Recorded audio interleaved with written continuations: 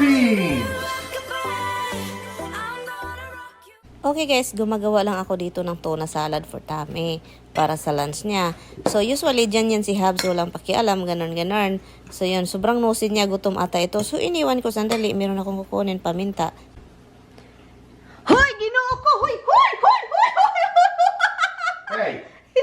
Honey! He needs a smack for that. Honey, no! He needs a smack for doing that. That's not a smack, hon. That's not how you smack, you said. I know how to smack.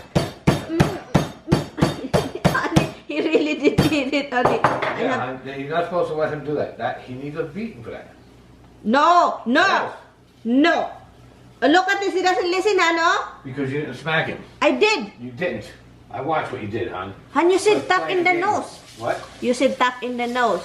Smack in the nose. But you cannot do hurt. I'm gonna take the shit what you did here. Like seriously, Han, don't hurt him. Han, don't hurt. Hey, Han, you don't climb on there. hurting him. You know, you're so involved with what you got in your hand. And then he figures, hey, I get a reward. If I stick my face in it, I get So now something. I cannot give them? I wouldn't give it to him right now. I wouldn't. Because then it's like, hey, I know how to get tuna fish. All I gotta do is go up there and put my mouth on it. Okay guys, so posa yan sila guys. So hindi ako nakikinig kay Tami. Binigay ko pa rin. Ganyan ako guys. Iwan ko sobrang ano kasi. Kapag may anak kami, ito ata yung kaibahan namin ni Tami.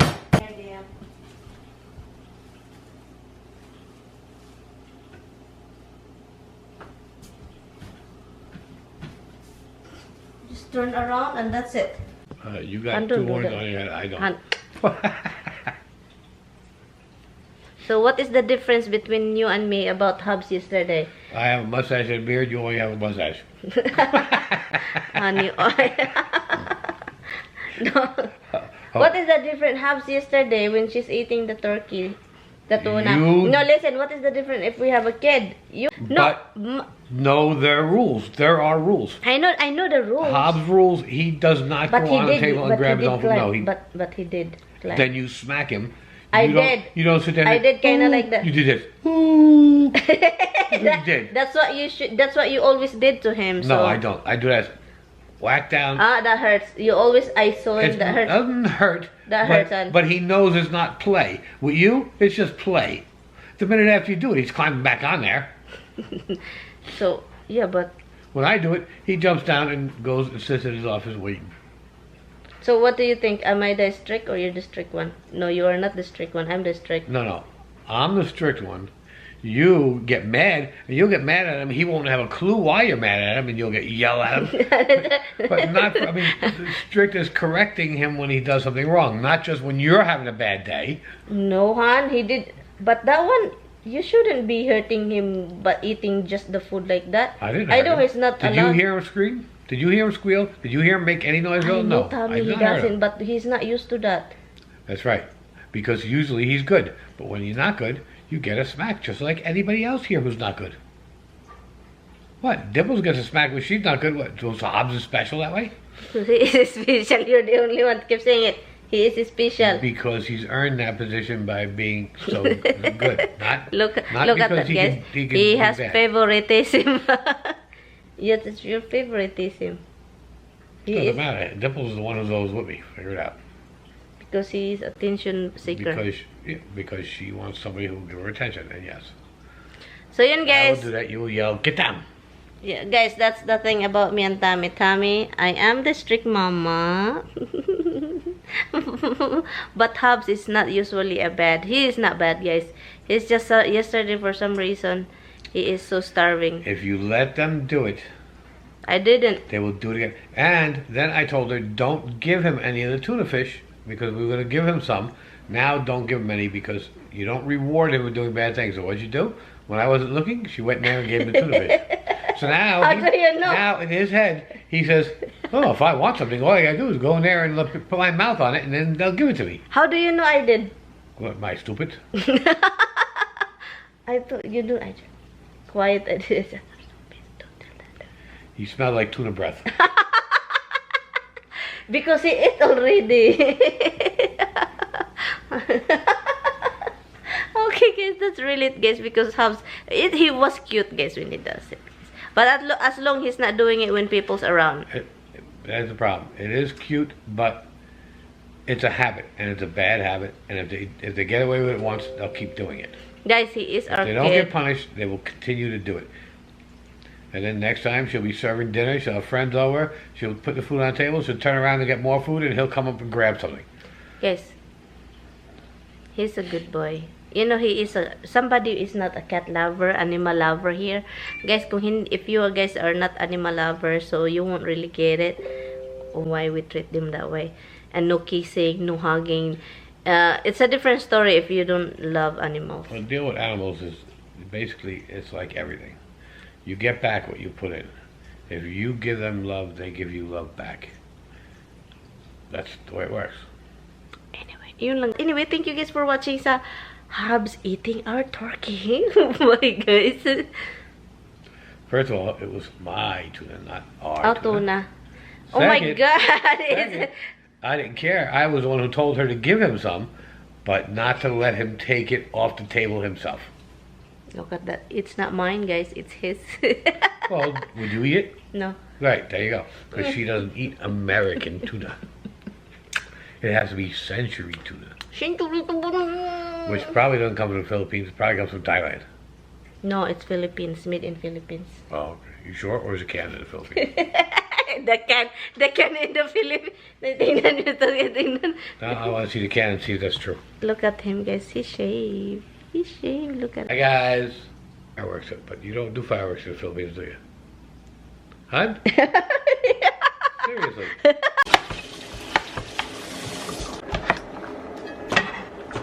Ikaw, tapos, ba't hindi tinapon mo yung sayo? Konti lang, mas marami yung natapon sa'yo. Yeah, I don't really drink. Kahit sa Okay. hindi ko talaga inuubos. Meron at meron natitira. Yeah. I really don't drink coffee a lot.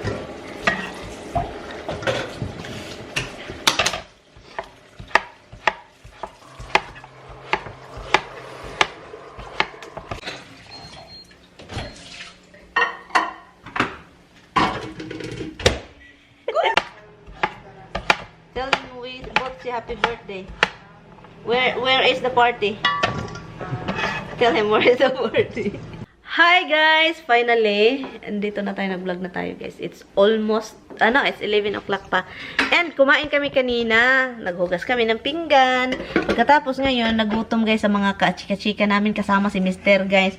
Yung chicken is basta kasama si Mr. walang katapusan. Katapusan guys. So, ngayon, nagutom ako, naghumilab yung tiyan ko. Sabi ko, kailangan ko ng rice. Kasi palagi na lang itong sweet cassava man ito. Sus, humapdi yung tiyan ko. Mag-fried rice na lang kami. Tapos ka na, be? Ilagay ko na to, ha? Sige. Mag-fried rice na lang kami. At saka, gusto mo ni sunny side up egg? Anything be. I'm not picky. Ha? Picky eater. Masarap yung sunny side up din sa rice, be. Pero hindi yung talagang basang-basa. Ayaw ko yung basa. Ayaw mo yun yung basang-basa. Na itlog. Gusto mo yung basa? Animal, iba yung isip niya. Iba yung isip niya guys. Hindi, iba yung mukha niya. Ala, dinagits ko na. Alam mo naman ako. Madali ako makakuha. Hindi ko ba alam kung ano yung inisip. Gusto talaga yung basa. Pasok agad. Alam nyo guys, pag ako yung kausap neto, tsaka yung Ikaw parang lang mga naman. action ko, iba na yung iniisip niya. At Alam ko naman yung ano mo. Alam ko naman yung ano mo. Kiliti mo. Talagang jir-jir man talaga yun. Ba't asan yung ulo mo? Ang haba talaga ni Brenda, guys. Hindi makita guys. Kasi Ang taas niya, guys. Oh, yun. Oh. pero Mataas ka talaga, Bi. Flat ba? Wala kaming laman, guys. So, anyway. Diba ang tumas? Diba yung paru-paro G? Oh, paru-paro G. Hindi nga kami nag-TikTok, guys. Naano na kasi siya din. Yun yung gusto ko. Anong gusto mong ilagay dito, Be? Ay, ano na? Fried rice. Rice lang. Rice at saka seasoning, ano? Yan lang. Yun, guys. Andito na tayo sa bahay.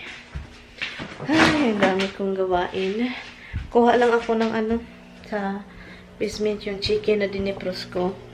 Nahatid ko na si Brenda. Pumunta kami sa, tawag nun?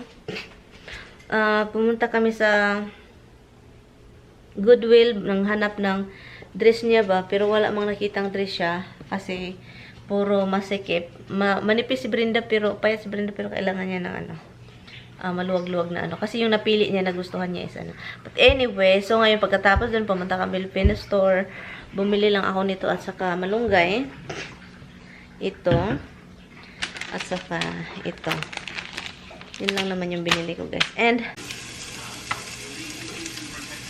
so, nag-post po ako ng reels tungkol po sa yung humingi ng tulong.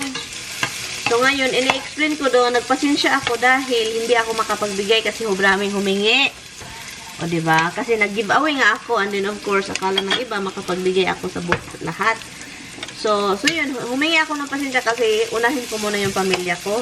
So, ngayon, yung reels na yun, ang daming nagko-comment na shut my mouth na lang daw. Kung walang maibigay, huwag ka nang magsalita kasi or huwag ka nang mag-vlog din kasi wala ka namang maibigay. Ano akala ninyo sa vlogger? Charity event? Depende na yan sa tao, guys, kung magbigay or hindi. And then, choice ng vlogger yan kung magbigay o hindi. Ang daming vlogger doon na malalaki hindi namigay.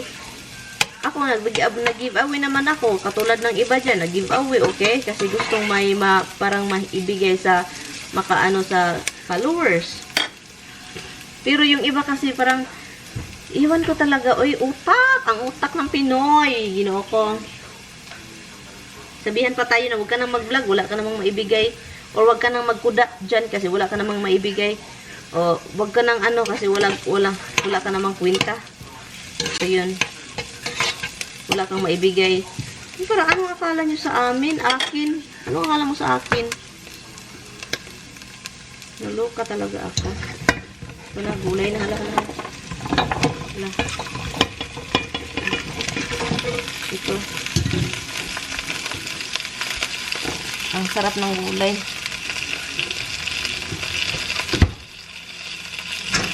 So, yun. So naano ako yung, parang ano bang akala niyo sa amin? Yung iba doon. Naluluka ako sa iba. Nako, itong gulay natin. Nagpasensya na nga ako kasi wala akong maibigay. Kasi nga, inuuna ko yung pamilya ko. Pero po, meron naman po akong giveaway. Nag-giveaway naman po ako. Nagbigay naman po ako. Pasensya na. Hindi ko kayo mabigyan lahat. Nag-giveaway naman ako. Pinipili ko. Pinipili kung sino yung mabunot ng mga giveaways natin. Hindi naman yun ano, yung parang lahat na lang mabigyan. Okay? Ang hirap. Ikaw yung ano pa, ikaw pa yung parang wala na bang karapatan. Iwan ko na lang, guys.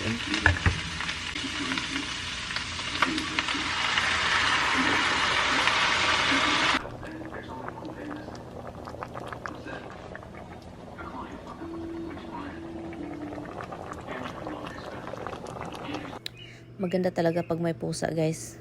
Ano, pang-relax sa mga stress na buhay. Basta may pusa, ganyan yan sila. O, masaya naman ako na ginaganon ko sila. Okay? Loving kasi yan siya. Andun yun. Kahit saan ako magpuntaan yan siya. O. Diba? Parang mahirap. Masakit sa likod pero worth it naman kasi alam mo talagang mahal ka niya. So yan, ang cute naman ni House. Ay guys, tignan nyo yung asawa ko. Labandero. Labandero si Tami mo. Hey. You doing laundry? You're a laundry boy?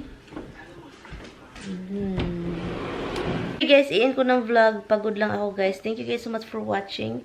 I will see you guys tomorrow. Bye guys.